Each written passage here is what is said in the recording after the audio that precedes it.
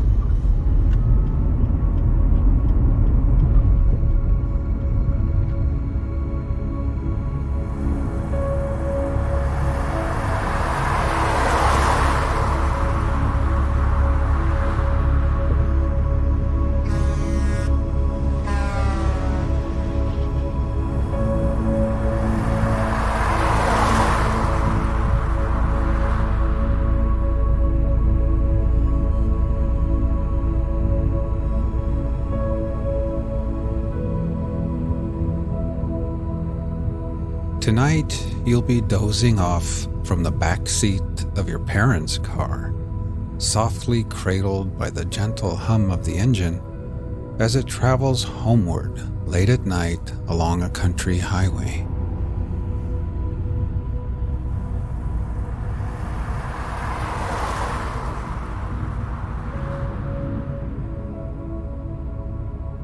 Imagine you are sitting in the back seat with your head nestled into a cozy pillow propped against the window. You are gazing out at the moonlit countryside, and on your face is a soft and secret smile.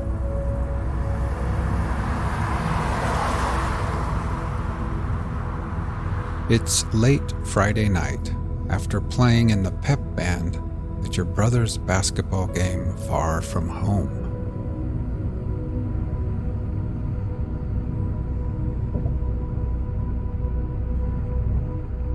Your kid sister has nodded off already. She's laying across the wide seat with her head resting softly in your lap.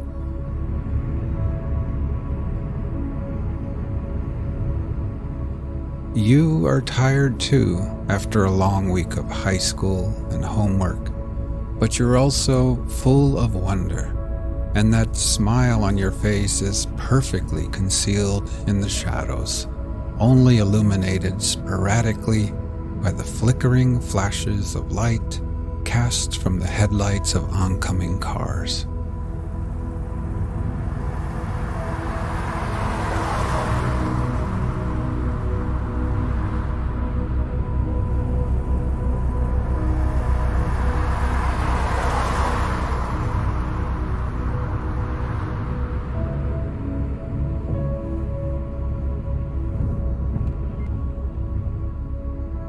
You rest your forehead against the cool glass of the window.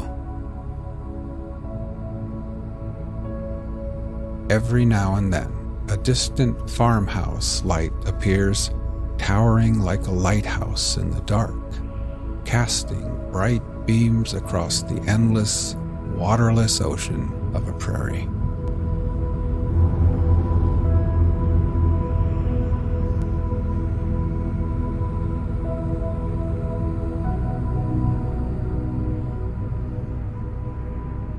Now, slowly we'll begin to relax. First, with eyes closed, just become aware of your breathing, feeling your chest gently rise and fall again.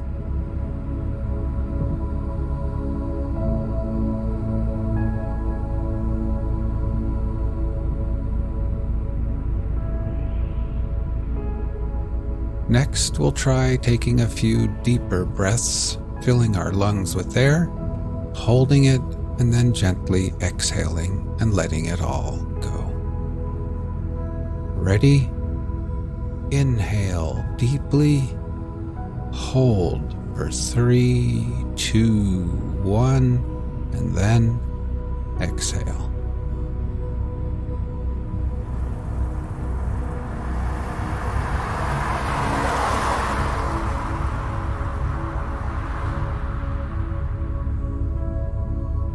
One more time. Breathe in deeply, hold for 3, 2, 1, and then exhale.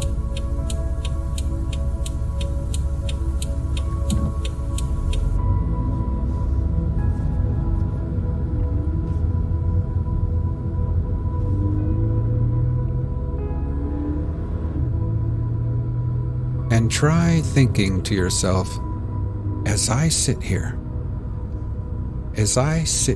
in the back seat, I can feel gravity's pull tugging me gently back towards Earth. With every exhale, I can feel the weight of the day slipping away.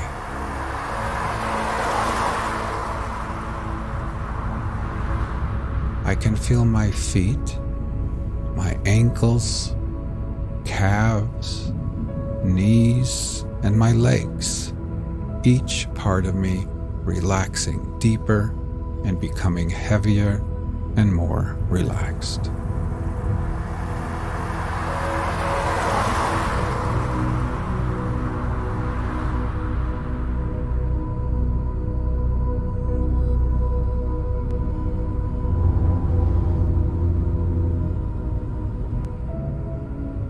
Up in the front seat, your parents recap and relive the big game. They talk of jump shots and fouls, rebounds and timeouts. You close your eyes, but when you picture the crowded gymnasium, you remember something much sweeter than basketball.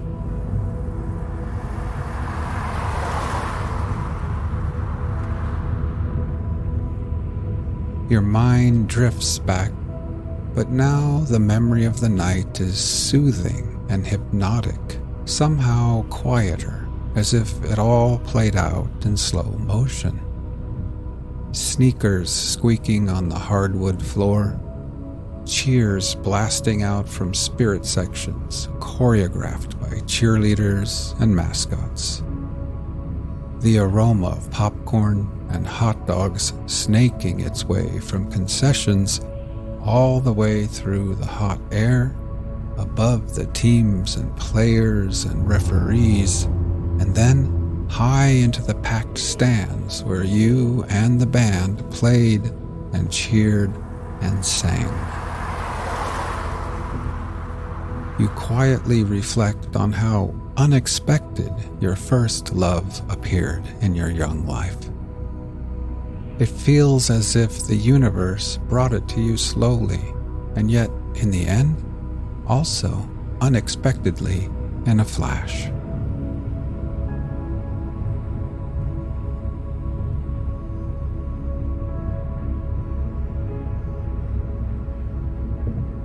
Now let's try taking a few more deep breaths. Ready? Breathe in deeply. Hold for 3, 2, 1, and then exhale.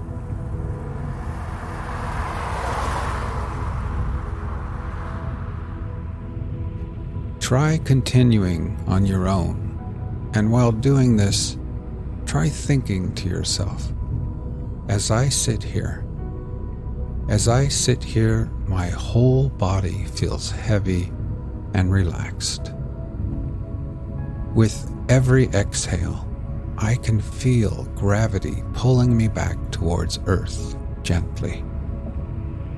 I can feel my head, my shoulders, my neck becoming relaxed and at ease.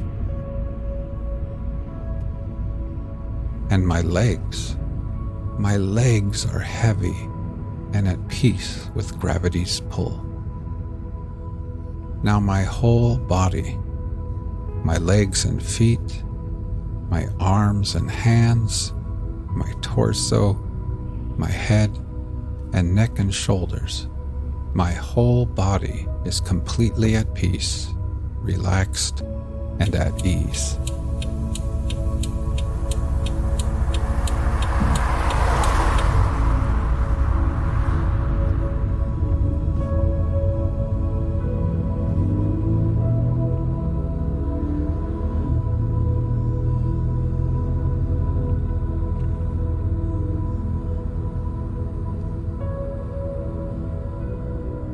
For weeks and weeks at band practice and at games, you had played right there next to each other, bumping elbows, close enough to catch quick flashes of fragrances, close enough for smiles, quick glances, silly and innocent flirtations without considering really when and where or if you might actually ever kiss.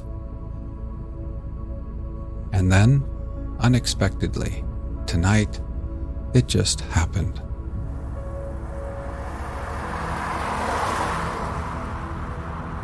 while the whole gymnasium was on its feet, the whole world preoccupied with some monumental moment of a basketball game. It just happened right there in the minuscule universe between the two of you.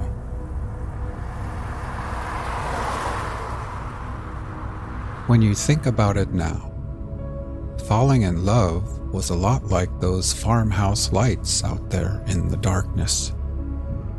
Everything approached so slowly at first, off in the distance, hardly moving at all.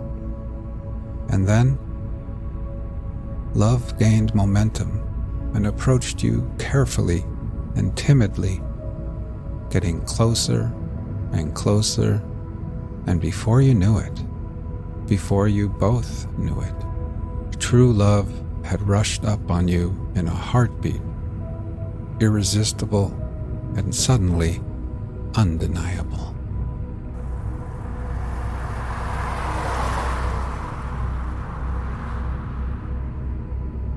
You smile now, thinking how you had always imagined your first kiss would happen somewhere private and hidden, and yet, in the end, yours was out in the open and in front of hundreds of people who never even saw it.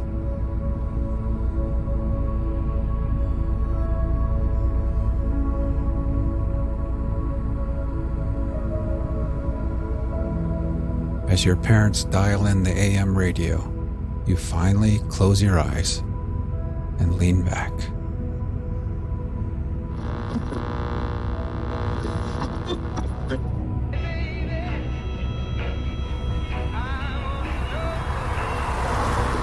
The exact time of the assassination was fixed by the testimony of 4 witnesses. Special Agent Rufus W. Youngblood observed that the large electric sign clock atop the Texas School Book Depository building showed the numerals 1230 as the vice presidential automobile proceeded north on Houston Street a few seconds before the shots were fired. Just prior to the shooting, David F. Powers, riding in the Secret Service follow-up car, remarked to Kenneth O'Donnell that it was 12:30 p.m., the time they were due at the Trade Mart. Seconds after the shooting, Roy Kellerman, riding in the front seat of the presidential limousine, looked at his watch and said 12:30 to the driver, Special Agent Greer. The Dallas police radio log reflects that Chief of Police Curry reported the shooting of the president and issued his initial orders at 12:30 p.m. William Greer, operator of the presidential limousine, estimated the car's speed at the time of the first shot as 12 to 15 miles per hour. Other witnesses in the motorcade estimated the speed of the president's limousine from 7 to 22 miles per hour. A more precise determination has been made from motion pictures taken on the scene by an amateur photographer, Abraham Zapruder. The car maintained this average speed over a distance of approximately 186 feet, immediately preceding the shot, which struck the president. While the car traveled this distance, the Zapruder camera ran 152 frames. Since the camera operates at a speed of 18.3 frames per second, it was calculated that the car required 8.3 seconds to cover the 136 feet. This represents a speed of 11.2 miles per hour.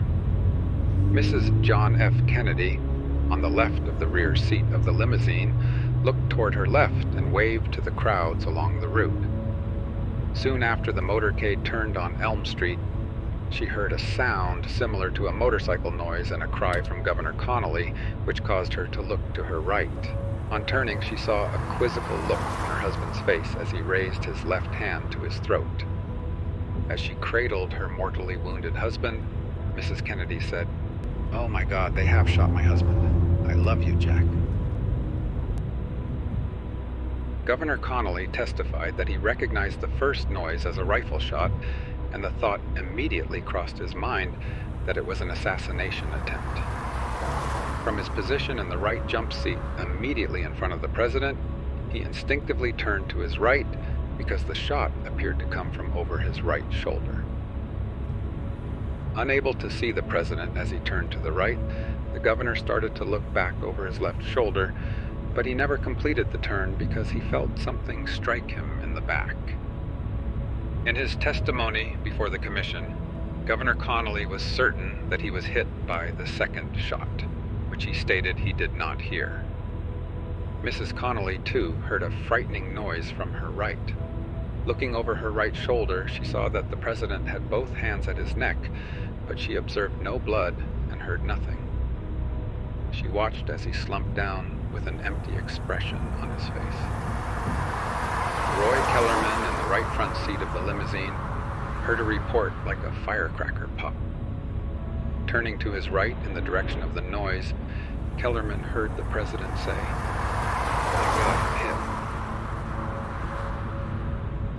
hit." Kellerman grabbed his microphone and radioed ahead to the lead car. He said, "We are hit. Get us to the hospital immediately." The driver, William Greer, heard a noise which he took to be a backfire from one of the motorcycles flanking the presidential car. When he heard the same noise again, Greer glanced over his shoulder and saw Governor Connolly fall. At the sound of the second shot, he realized that something was wrong, and he pressed down on the accelerator as Kellerman said, "Get out of here, fast." As he issued his instructions to Greer and to the lead car, Kellerman heard a flurry of shots. Looking back from the front seat, Kellerman saw Governor Connolly in his wife's lap and Special Agent Clinton J. Hill lying across the trunk of the car. Mrs. Connolly heard a second shot fired and pulled her husband down into her lap.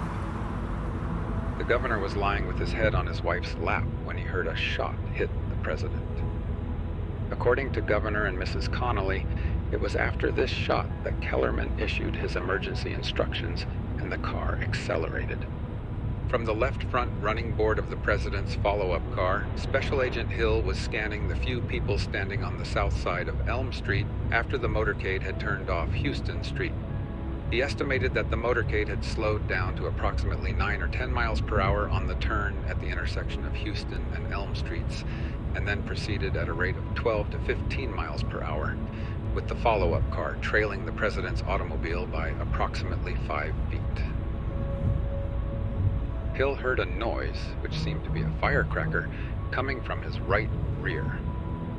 He immediately looked to his right and saw President Kennedy grab at himself and lurch forward and to the left. Hill jumped from the follow-up car and ran to the president's automobile. At about the time he reached the president's automobile, Hill heard a second shot. At the instant that Hill stepped onto the left rear step of the president's automobile and grasped the handhold, the car lurched forward, causing him to lose his footing. He ran 3 or 4 steps, regained his position, and mounted the car. Between the time he originally seized the handhold and the time he mounted the car, Hill recalled, Mrs. Kennedy had jumped up from the seat and was, it appeared to me, reaching for something coming off the rear bumper of the car when she noticed that I was trying to climb on the car. She turned toward me and I grabbed her and put her back in the back seat, crawled up on top of the back seat, and lay there. David Powers, who witnessed the scene from the president's follow-up car, stated that Mrs. Kennedy would probably have fallen off the rear end of the car and been killed if Agent Hill had not pushed her back into the presidential automobile. Special Agent Reedy, on the right front running board of the presidential follow-up car, heard noises that sounded like firecrackers and ran toward the president's limousine. But he was immediately called back by Special Agent Emery Roberts, in charge of the follow-up car, who did not believe that he could reach the president's car at the speed it was then traveling. Special Agent George W. Hickey, in the rear seat of the presidential follow-up car, picked up and cocked an automatic rifle as he heard the last shot. At this point, the cars were speeding through the underpass and had left the scene of the shooting, but Hickey kept the automatic weapon ready as the car raced to the hospital. Most of the other Secret Service agents in the motorcade had drawn their sidearms. Roberts noticed that the vice president's car was approximately 1/2 block behind the presidential follow-up car at the time of the shooting and signaled for it to move in closer. Directing the security detail for the vice president from the right front seat of the vice presidential car, Special Agent Youngblood recalled. As we were beginning to go down this incline, all of a sudden there was an explosive noise. I quickly observed unnatural movement of crowds, like ducking or scattering, and quick movements in the presidential follow-up car. So I turned around and hit the vice president on the shoulder and hollered, "Get down," and then looked around again and saw more of this movement. And so I proceeded to go to the back seat and get on top of him. Youngblood was not positive that he was in the rear seat before the second shot, but thought it probable because of President Johnson's statement to that effect immediately after the assassination. President Johnson emphasized Youngblood's instantaneous reaction after the first shot. I was startled by the sharp report or explosion, but I had no time to speculate as to its origin, because Agent Youngblood turned in a flash, immediately after the first explosion, hitting me on the shoulder, and shouted to all of us in the back seat to get down. I was pushed down by Agent Youngblood. Almost in the same moment in which he hit or pushed me, he vaulted over the back seat and sat on me. I was bent over under the weight of Agent Youngblood's body toward Mrs. Johnson and Senator Yarborough. Clifton C. Carter, riding in the Vice President's follow-up car a short distance behind, reported that Youngblood was in the rear seat, using his body to shield the Vice President before the second and third shots were fired. Other Secret Service agents assigned to the motorcade remained at their posts during the race to the hospital. None stayed at the scene of the shooting, and none entered the Texas School Book Depository building at or immediately after the shooting. Secret Service procedure requires that each agent stay with the person being protected and not be diverted unless it is necessary to accomplish the protective assignment. Forrest Sorrells, special agent in charge of the Dallas office, was the first Secret Service agent to return to the scene of the assassination, approximately 20 or 25 minutes after the shots were fired. In the final instant of the assassination, the presidential motorcade began a race to Parkland Memorial Hospital, approximately 4 miles from the Texas School Book Depository building. On receipt of the radio message from Kellerman to the lead car that the president had been hit, Chief of Police Curry and police motorcyclists at the head of the motorcade led the way to the hospital. Meanwhile, Chief Curry ordered the police base station to notify Parkland Hospital that the wounded president was en route. The radio log of the Dallas Police Department shows that at 12:30 p.m., Chief Curry radioed, "Go to the hospital, Parkland Hospital, have them stand by." A moment later, Curry added, "Looks like the president has been hit. Have Parkland stand by." The base station replied, "They have been notified." Traveling at speeds estimated at times to be up to 70 or 80 miles per hour down the Stemmons Freeway and Harry Hines Boulevard, the presidential limousine arrived at the emergency entrance of the Parkland Hospital at about 12:35 p.m. Arriving almost simultaneously were the president's follow-up car, the vice president's automobile, and the vice president's follow-up car. Admiral Berkeley, the president's physician, arrived at the hospital between 3 and 5 minutes following the arrival of the president, since the riders in his car were not exactly aware what had happened, and the car went on to the Trade Mart first. When Parkland Hospital received the notification, the staff in the emergency area was alerted and trauma rooms 1 and 2 were prepared. These rooms were for the emergency treatment of acutely ill or injured patients. Although the first message mentioned an injury only to President Kennedy, 2 rooms were prepared. As the president's limousine sped toward the hospital, 12 doctors were present at the emergency area. Surgeons, Doctors Malcolm O. Perry, Charles R. Baxter, Robert N. McClelland, Ronald C. Jones, the chief neurologist, Dr. William Kemp Clark, 4 anesthesiologists, Doctors Marion T. Jenkins, Adolph H. Giesecke, Jr., Jackie H. Hunt, Gene C. Akin, urological surgeon, Dr. Paul C. Peters, an oral surgeon, Dr. Don T. Curtis, and a heart specialist, Dr. Fuad A. Bashur. Upon arriving at Parkland Hospital, Lawson jumped from the lead car and rushed into the emergency entrance, where he was met by hospital staff members wheeling stretchers out to the automobile. Special Agent Hill removed his suit jacket and covered the president's head and upper chest to prevent the taking of photographs.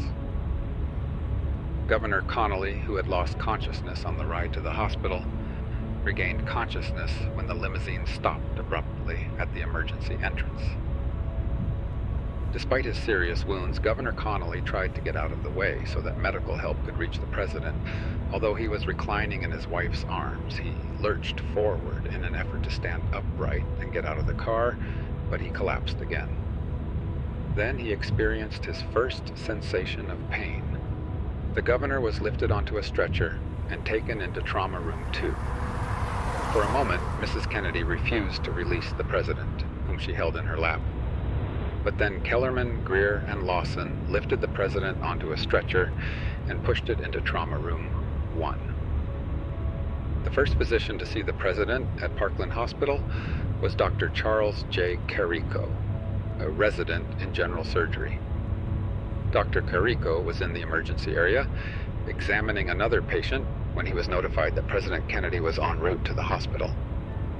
Approximately 2 minutes later, Dr. Carrico saw the president on his back, being wheeled into the emergency area.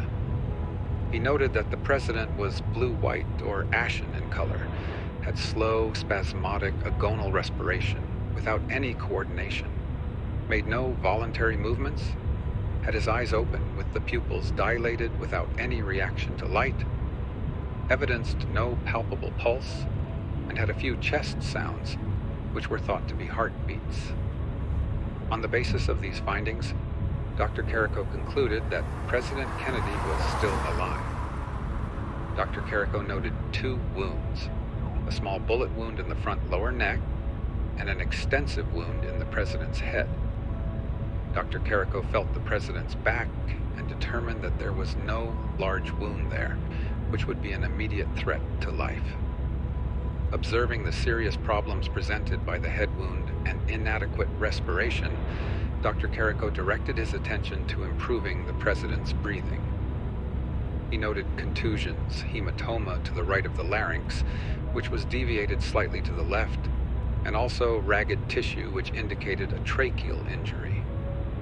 Dr. Carrico inserted a cuffed endotracheal tube past the injury, inflated the cuff, and connected it to a Bennett machine to assist in respiration. At that point, direction of the president's treatment was undertaken by Dr. Malcolm O. Perry, who arrived at Trauma Room 1 a few moments after the president.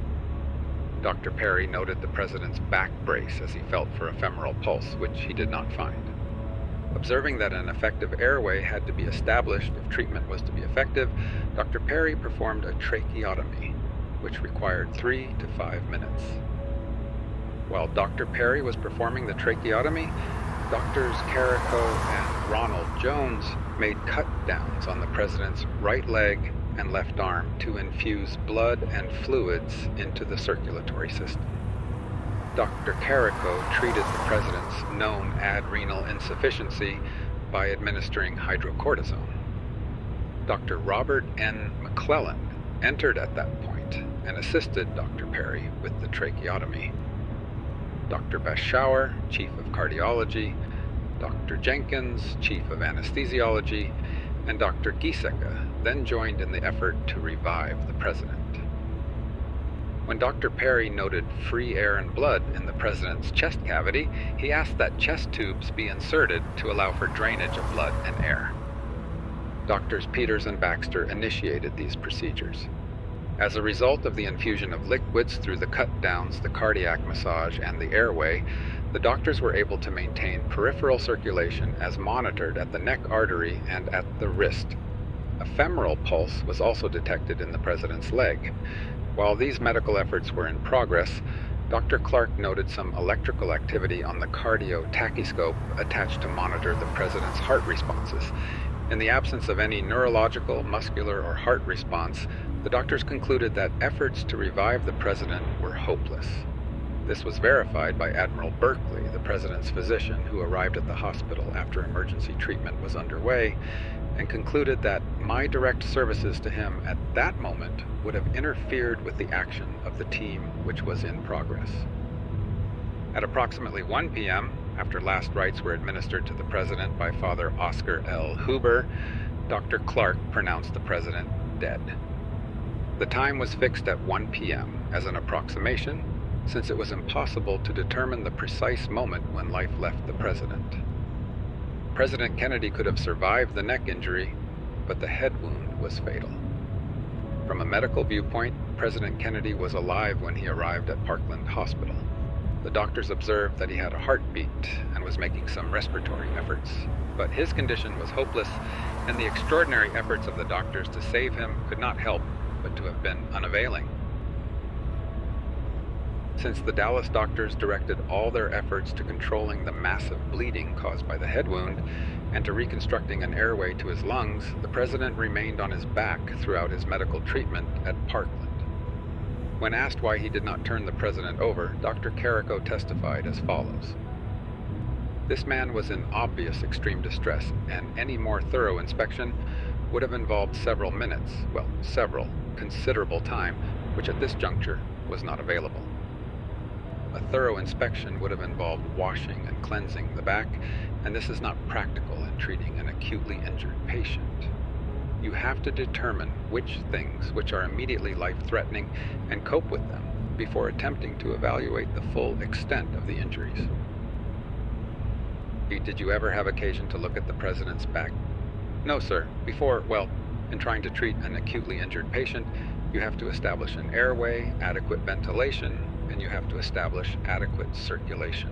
Before this was accomplished, the president's cardiac activity had ceased, and closed cardiac massage was instituted, which made it impossible to inspect his back. Moreover, the Parkland doctors took no further action after the president had expired because they concluded that it was beyond the scope of their permissible duties. While one medical team tried to revive President Kennedy, a second performed a series of operations on the bullet wounds sustained by Governor Connolly. Governor Connolly was originally seen by Dr. Carrico and Dr. Richard Dulaney. While Dr. Carrico went on to attend the president, Dr. Dulaney stayed with the governor and was soon joined by several other doctors. At approximately 12:45 p.m., Dr. Robert Shaw, Chief of Thoracic Surgery, arrived at Trauma Room 2 to take charge of the care of Governor Connolly, whose major wound fell within Dr. Shaw's area of specialization. Governor Connolly had a large wound in the front of the right chest, which caused extreme pain and difficulty in breathing. Rubber tubes were inserted between the second and third ribs to expand the right lung, which had collapsed because of the opening in the chest wall. After Governor Connolly had been moved to the operating room, Dr. Shaw started the first operation by cutting away the edges of the wound on the front of the governor's chest and suturing the damaged lung and lacerated muscles. From approximately 4 p.m. to 4:50 p.m., Dr. Charles F. Gregory, Chief of Orthopedic Surgery, operated on the wounds of Governor Connolly's right wrist, assisted by Doctors William Osborne and John Parker. The wound on the back of the wrist was left partially open for draining, and the wound on the palm side was enlarged, cleansed, and closed.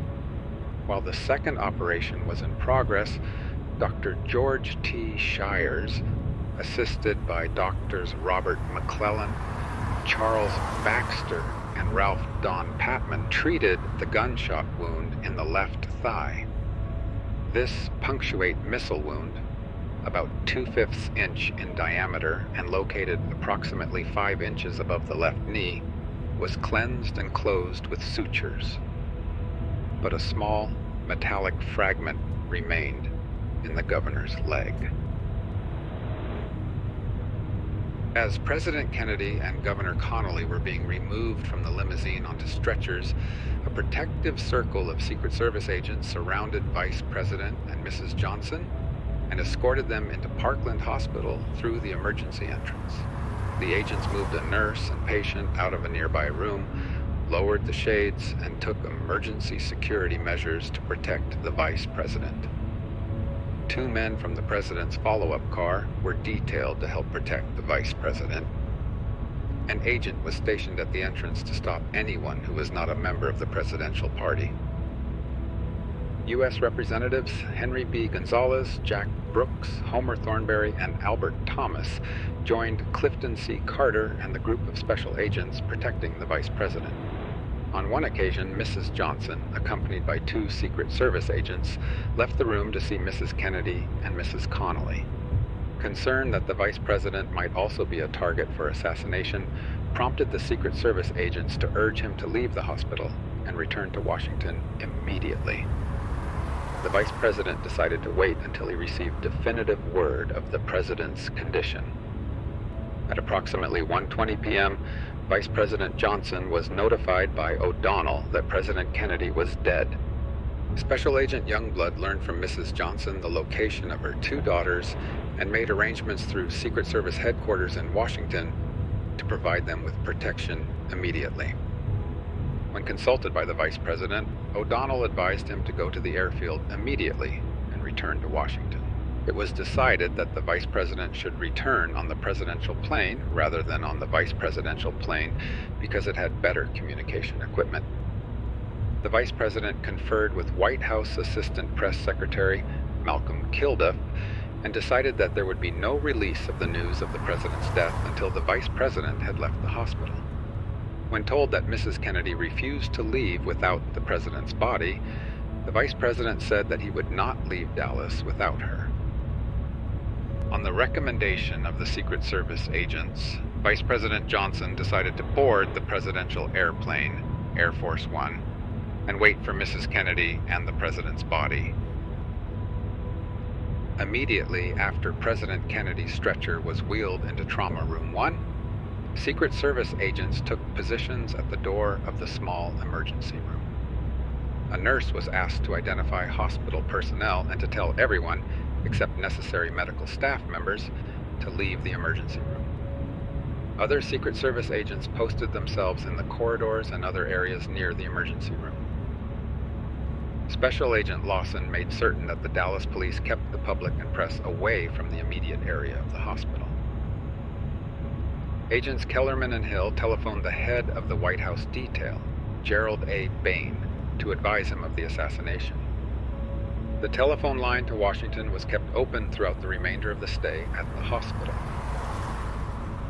Secret Service agents stationed at later stops on the President's itinerary of November 22nd were redeployed. Men at the Trade Mart were driven to Parkland Hospital in Dallas police cars.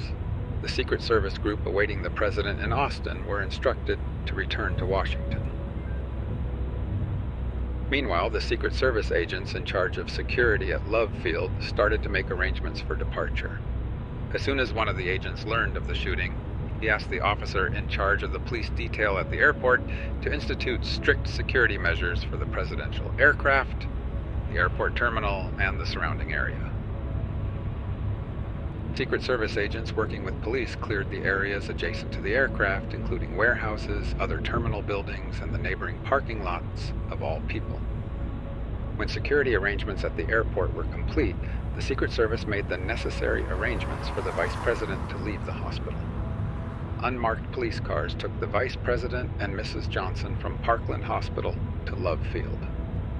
Chief Curry drove one automobile occupied by Vice President Johnson, U.S. Representatives Thomas and Thornberry, and Special Agent Youngblood.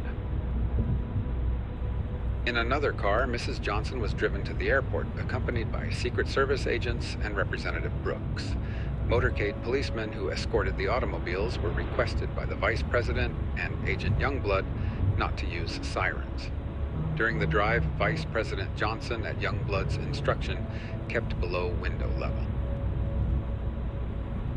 While the team of doctors at Parkland Hospital tried desperately to save the life of President Kennedy, Mrs. Kennedy alternated between watching them and waiting outside. After the president was pronounced dead, O'Donnell tried to persuade Mrs. Kennedy to leave the area, but she refused.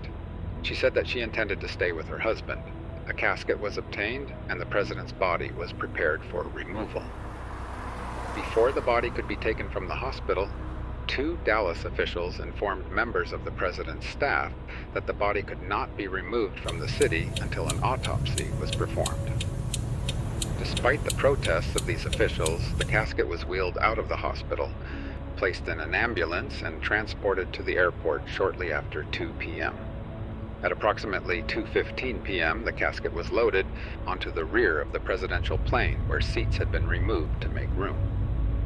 Concerned that the local officials might try to prevent the plane's departure, O'Donnell asked that the pilot take off immediately. He was informed that takeoff would be delayed until Vice President Johnson was sworn in. From the presidential airplane, the Vice President telephoned Attorney General Robert F. Kennedy, who advised that Mr. Johnson take the presidential oath of office before the plane left Dallas.